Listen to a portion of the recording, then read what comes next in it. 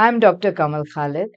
In one of my previous programs, I gave an introduction of one of the write ups that I did a few years back, and that was about the picture wall of Lahore Fort.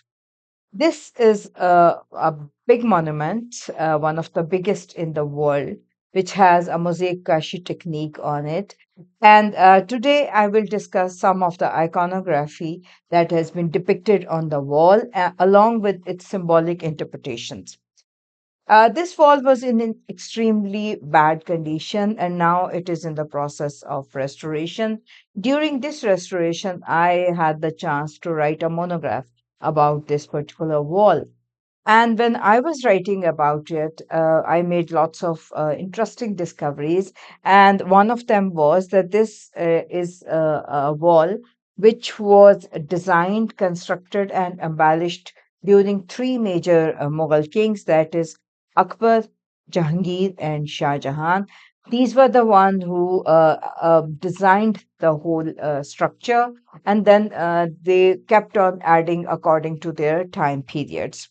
Uh, Arches on the western and northern side of this wall, uh, they have a very particular kind of design element involved, and these elements are extremely supernatural in their nature. Yes, they are supernatural, and if you look at them, some of the big arches contain some fairy-like or angel-like creatures. Today, I will be talking some of those creatures and how they are related to the traditions of the subcontinent, of course, but they are also associated with the Chinese, Persian, and European traditions. Yes, there are lots of European traditions that we see on the wall. First, I will discuss here is an arch, and that has, as you can see on your screen, it has some an angel-like creature who has a trap in his hand, and he's trying to catch a supernatural form. And if you look at it closely, you can see that this is a hybrid form, a mixture of a human and a bird form. Now, this is something that we see in many mythologies, but particularly in the subcontinent, this resembles a creature that we call Garuda. Now, Garudas are associated with the human beings, and they are declared the enemies of the Nagas, the snakes. But it is also identified with the hot sun causing the stream and rivers to shrivel up and die. Here they are being caught as if these fairies and angels are stopping them from moving ahead or going anywhere, and they are being trapped by them. This is something very interesting. It means that they are associated with some kind of a negativity that is being stopped by these angels. Another intriguing element that you see on these arches at the lower level near the feet of these angels, we see a flower which is named evening primrose. Now, evening primrose is a flower. According to Scottish legend, if you want to see an angel or a fairy, you must eat primrose. And here, these are the fairies which are being depicted. And the presence of this flower within the design frame is something very intriguing. And this is how it has been made there. Another arch contains some angels who are trying to catch some genies with the ropes. Yes, and in fact, they have tied them around the genies, and they are trying to control them as it looks. The detail is extremely interesting and beautifully done. And if you look at it from a mosaic kashi technique, which is a very difficult technique to master, but the artisans have created such a beautiful art piece by using this technique. And now here the jinn is mostly in blue, but the colors associated with the jinnis are we have read the stories of Kala Jinn and Lal Jinn and Green Jinn, and their characteristics or their nature depends on the color. So the most fierce were usually the black jinn or the red jinn. Here it is in the color of blue, and the same shapes and forms are repeated in other arches, which are smaller in size, but they are closer to this big particular arch. But this is how they have been portrayed here.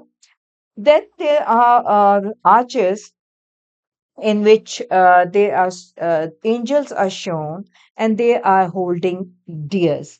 Now, these deers are in different colors. Some are in white, blue, and beige.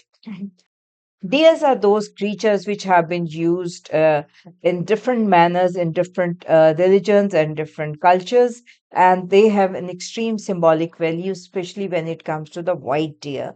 And white deer is a special kind of deer which is very rare in nature. So whenever it has been depicted somewhere, it means that this is something which is associated to the sacredness, and it has been depicted as another worldly creature belonging to the world of fairies and having magical powers. This is what is associated with the deers, and this is very frequently made in Celtic pantheon.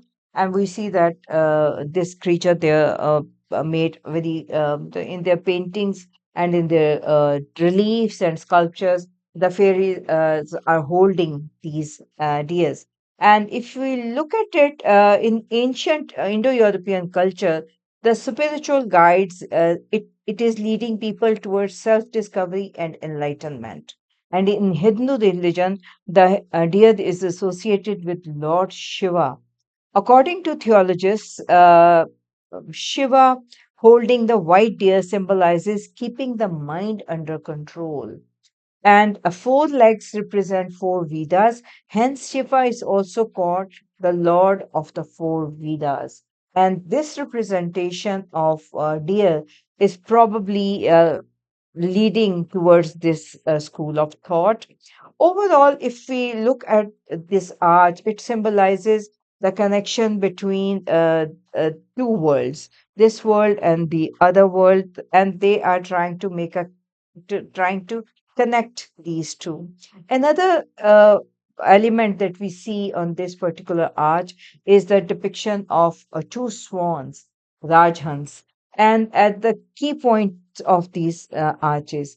Now, these are the swans which are again a very favorite emblem in every culture of the world, and they are symbolic of fidelity, love, and loyalty, because it is believed that they mate for life. So again, they are associated with the other world, and they are again called as if a connection between the two worlds. So in Hindu religion, they are believed as the creatures that reside in between them, this world and the other world. So again, it is the connectivity of the earth to the skies that has been portrayed here.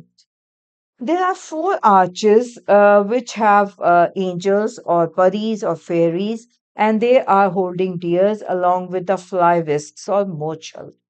They are very colorful arches, and the detail of these fairies is exquisite. And these are all female creatures, and they are using mochel as a fly whisk for some unknown creature.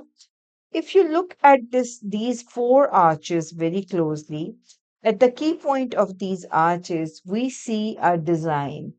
uh, in one glance, it looked as if this is just a random design, and if you look at it, then it has it makes it. If you look at it closely, it looks like a face and the creation of a weird face like pattern that has eyebrows, eyes, hair, and horns, along with two arabesque style beard strands flowing downwards both on the right and left. Now, if it was made in one arch, one could have taken it as a design. But when I looked at it closely, I realized that this was the design that has been repeated in all these four arches. So this cannot be a coincidence. On the other hand, if you look at it closely, it looks as all these fairies are honoring the this face with a fly whisk. and the mochel is directed to these faces. Now, when I did my research, I found a similarity of these faces with a very well defined Kirti Mukha. Ketimukha is a creature who, in obedience to Hindu Lord Shiva's directive, devoured its own body until only its face remained. This was a lion like creature who, under the orders of Lord Shiva, ate its own body, and then, when only its face remained, Lord Shiva was very happy with its obedience, and he asked Ketimukha to stop doing that. And in honor to its obedience and its, loyalty to Lord Shiva, uh, this creature has been made a lot at the entrance of many temples and many other sacred places associated to Hindu religion. Now, these Kirti Mukhas are made on these arches, and they are again at the top, at the key point of these arches, that shows that they were being used for some symbolic purpose. Maybe the kings and the royalty of Mughal period, they were using these symbols to protect their families and their and for the well-being of the people who are associated to them. They had them made on these particular points. These are the points which are directly linked to the living quarters of the Mughal family in Lahore fort. So I find this symbology extremely interesting, and I am just giving you a very brief view of what I have found on these arches. There is another segment of these arches on the picture wall that have an extremely interesting iconography portrait in those arches, but I will talk about them in some other program. Next time, whenever you go to Lahore Fort, or you have a chance to read about it in any book or in any imagery, please do not forget to look at these creatures and look at them closely, because they are not just the designs, but they have a symbolic value much more than a naked eye can see.